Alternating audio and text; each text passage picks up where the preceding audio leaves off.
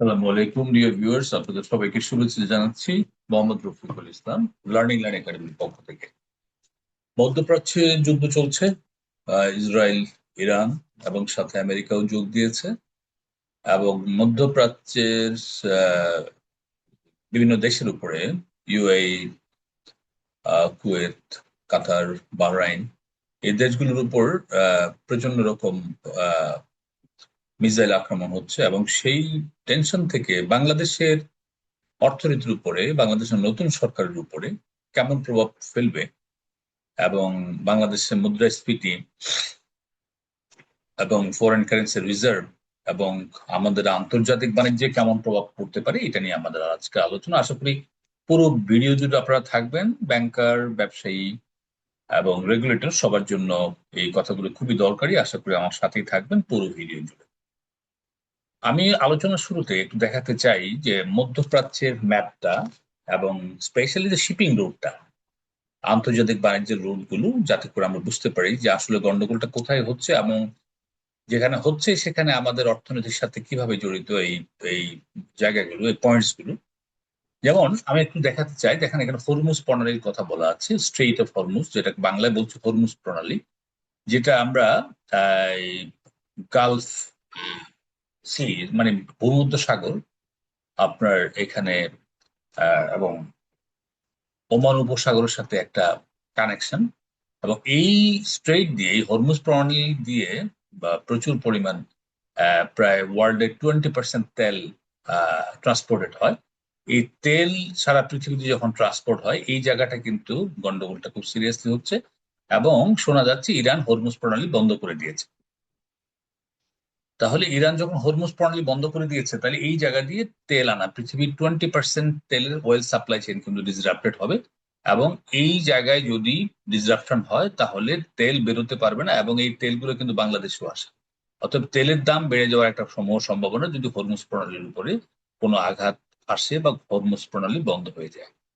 আর একটা জিনিস দেখেন যে সুয়েজ খালের উপরে বড় ধরনের একটা আঘাত আসতে পারে এখানে। কারণ সুয়েজ খালটা আমরা জানি যে মিশর এবং সৌদি আরবের মাঝখানে রেড সি ক্রস করে এই সুয়েজ খালটা, এই সুয়েজ খাল আহ কেন হয়েছে আমরা জানি। এই সুয়েজ খাল আগে আমাদের দেশ থেকে সমস্ত পণ্য যেত ইউরোপ হয়ে, ক্যাপ অফ গুড হোপ, মানে একদম দক্ষিণ আফ্রিকা দিয়ে ঘুরে আপনার ইউরোপ যেত, অথবা আমেরিকাতে যেত, বা দক্ষিণ আমেরিকা বা উত্তর আমেরিকা যেত।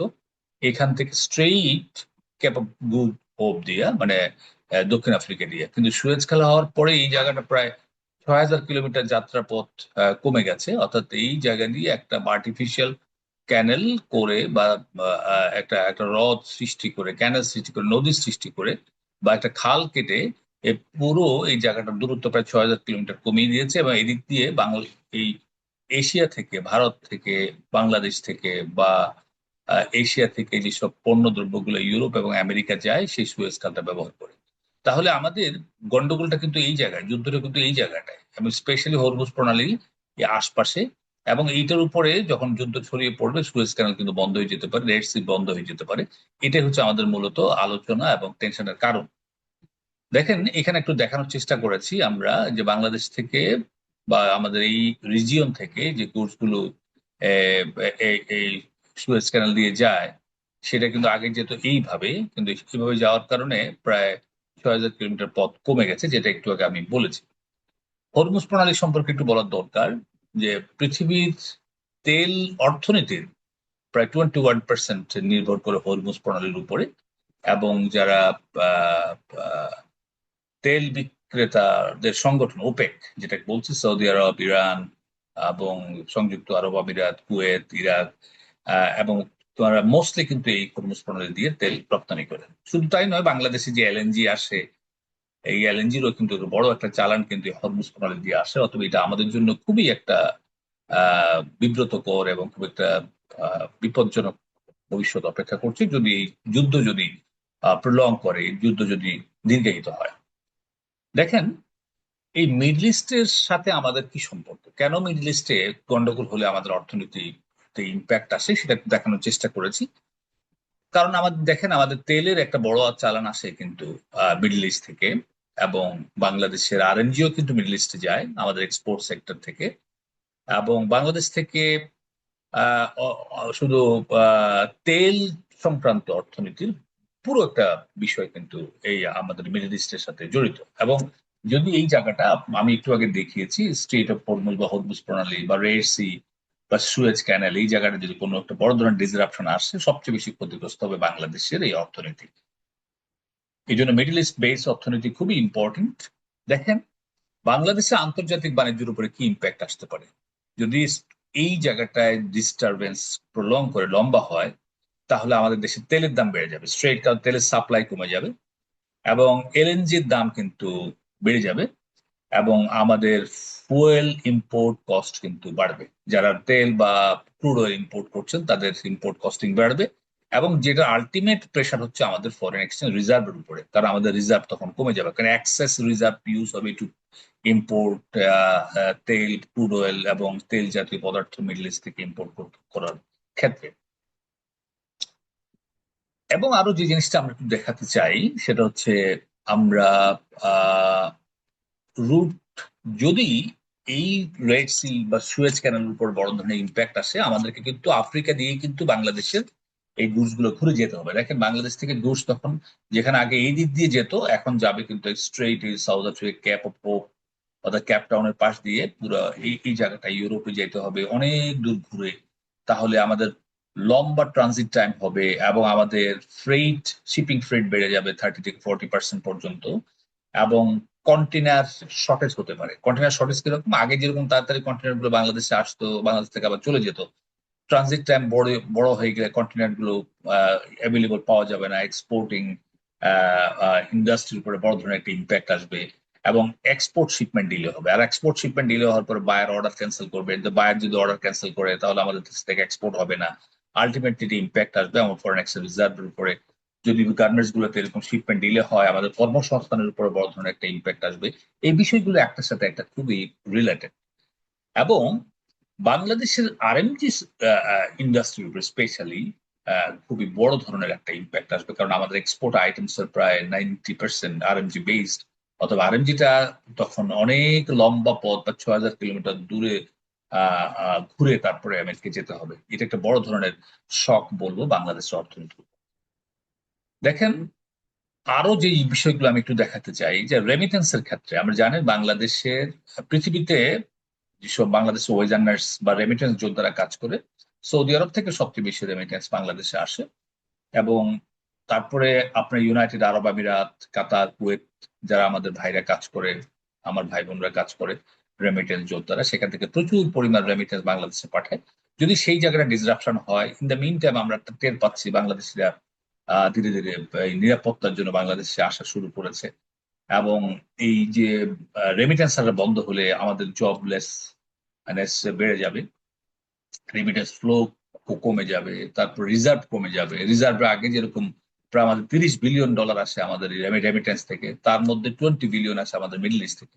সো এটা একটা বড় ধরনের ইম্প্যাক্ট আমাদের রিজার্ভের মধ্যে পড়বে। যদি ওই জায়গাটা ডিসরাপ্টেড হয়, ফরেন রেমিটেন্স এর উপরে বড় একটা ধাক্কা লাগবে।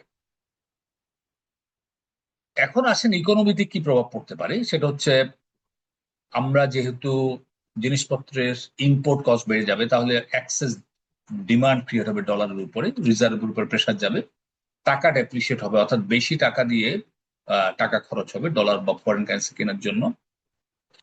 তখন বাধ্য হয়ে সেন্ট্রাল ব্যাংক ইন্টারভেনশন করবে এবং ইম্পোর্ট এলসি মার্জিন বেড়ে যাবে, যাতে করে ইম্পোর্টটাকে ডিসকারেজ করা হবে, ইম্পোর্টটাকে কমিয়ে ফেলা হবে। এবং লিকুইডিটি মিসম্যাচ হবে। লিকুইডিটি মিসম্যাচ কিরকম, যে আমাদের প্রচুর পরিমাণ ফরেন কারেন্সি পেয়েবলস সেটেল করতে হবে, কিন্তু আমার কিন্তু ইনকাম নেই, আমার কিন্তু রিসিভেবলসটা শর্টলি আসবে, রিসিভেবল কমে যাবে। এই যে একটা বড় ধরনের ইকোনমি থেকে লিকুইডিটি মিসম্যাচ হবে, বিশেষ করে ব্যাংকিং সেক্টরে। এবং ডলার ফান্ডিং এর জন্য প্রচুর পরিমাণ টাকা লাগবে। এই একটা বড় ধরনের ইম্প্যাক্ট আমরা ফেস করতে যাচ্ছি যদি মিডল ইস্টে এই এই যুদ্ধটা প্রলঙ্গিং হয়। দেখেন, এখন আমরা যে জিনিসটা বলতে চাই সেটা হচ্ছে যে টোটাল ইম্পোর্টস আর এক্সপোর্ট সাইডে কি ধরনের ইম্প্যাক্ট আসবে সেটা আমি সংক্ষেপে আলোচনা করেছি। তো ব্যাংকিং সেক্টরের উপরে কেমন একটা একটা প্রেশার আসতে পারে সেটাও আমরা আলোচনা করেছি। যে স্পেশালি যে জিনিসটা বলতে চাই, যে এই যে জায়গাটায় যখন একটা যুদ্ধ হচ্ছে এবং সামনে স্যাংশন নিয়ে নতুন নতুন রেগুলেশন আসবে এবং ইউনাইটেড স্টেটস, ইউরোপিয়ান ইউনিয়ন নতুন স্যাংশন দিবে এবং অনেকগুলো ভেসেলকে ব্ল্যাক লিস্টিং করা হবে, এবং আমরা কিন্তু স্যাংশনের সেকেন্ডারি স্যাংশনের রিস্কের মতো পড়ে যেতে পারি যদি আমরা এই স্যাংশনটা কমপ্লাই করতে না পারি। আর কমপ্লেক্স ইস্যু হচ্ছে একটা স্যাংশন, এবং সেটাতে যদি আমরা যদি ওয়েল আন্ডারস্ট্যান্ডিং না থাকে, তাহলে এই ধরনের স্যাংশন যুদ্ধ পরবর্তী স্যাংশনের উপরে আমরা সেকেন্ডারি স্যাংশন ফেস করতে হতে পারি, এই ঝুঁকির মধ্যে আমরা আছি। তো আমরা ওভারঅল বলতে পারি বাংলাদেশের ইনফ্লেশন বাড়তে পারে, ফুয়েল বেসড বা ফুয়েল ড্রিভেন ইনফ্লেশন। কারণ তেলের দাম যখন বেড়ে যাবে, বেশি বেশি পরিমাণ ডলার লাগবে তেল ইম্পোর্ট করতে, এবং আমাদের টাকা সেই জন্য অনেক বেশি ছাপাতে হবে ডলার কেনার জন্য। ইনফ্লেশন বাড়তে পারে, রিজার্ভের উপর প্রেশার আসতে পারে। ব্যাংকগুলোতে ইন্টারেস্ট রেট, বাংলাদেশ ব্যাংকগুলোর কাছে যখন ল্যান্ডিং করে তখন ইন্টারেস্ট রেট বাড়িয়ে দিবে। ইন্টারেস্ট রেট যখন বেড়ে যাবে, তখন বাংলাদেশ ব্যাংকগুলোর কিন্তু ক্রেডিট বা লোন দেওয়ার অনেক বেশি কস্টলি হয়ে যাবে, অর্থাৎ ইন্টারেস্ট রেটটা বেড়ে যাবে। এবং আমাদের এখানে প্রচুর পরিমাণ সাবসিডি বার্ডেন তৈরি হবে, যে আমরা যখন ইম্পোর্টার বা এক্সপোর্টার যখন ডিসরাপ্টেড হবে, প্রেশারাইজড হবে, তখন গভর্নমেন্ট থেকে অনেকগুলো সাবসিডি দিয়ে ইকোনমিকে চালাতে হতে পারে। এবং সবচেয়ে বড় কথা হলো যে আমার ট্রেড ডিফিসিট বেড়ে যেতে পারে। কারণ আমাদের ট্রেড ডিফিসিট মানে কি, আমাদের আমদানি জন্য ডলার বেশি খরচ হবে, রপ্তানি থেকে আয় কম হবে, এই যে একটা ওয়াইড হবে কারেন্ট অ্যাকাউন্ট ট্রানজাকশনটা, এটা খুবই অ্যালার্মিং। সো আমি আশা করি খুব সংক্ষেপে বুঝাতে পেরেছি। সবার জন্য এই কথাগুলো উপকার আসবে বলে মনে করছি। তো আজকে এই পর্যন্তই, ভালো থাকবে সবাই, অন্য কোনো ভিডিওতে আবার দেখা হবে। আসসালামু আলাইকুম।